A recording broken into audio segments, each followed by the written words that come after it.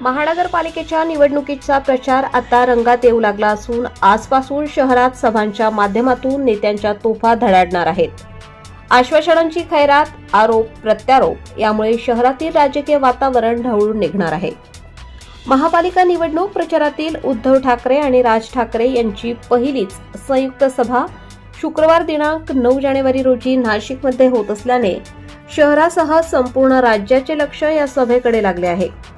ठाकरे बंधूंच्या सभेनंतर अवघ्या 2 दिवसांनी मुख्यमंत्री देवेंद्र फडणवीस यांची 11 जानेवारी रोजी जाहीर सभा होणार आहे. ठाकरे बंधूंच्या सभेतून भाजपवर जोरदार टीका होण्याची शक्यता असल्याने त्या टीकेला मुख्यमंत्री फडणवीस काय प्रत्युत्तर देतात याकडे राजकीय वर्तुळाचे लक्ष लागले आहे. अस्तित्वाच्या लढाईसाठी ठाकरे गटाची शिवसेना आणि महाराष्ट्र नवनिर्माण सेना मैदानात उतरली आहे. नाशिक पुन्हा एकदा आपला बालेकिल्ला बनवण्याच्या उद्देशाने ठाकरे बंधू शुक्रवारी हुतात्मा अनंत कान्हेरे मैदानावर संयुक्त सभा घेणार आहेत.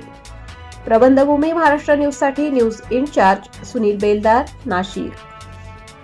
ताज्या व महत्त्वाच्या बातम्या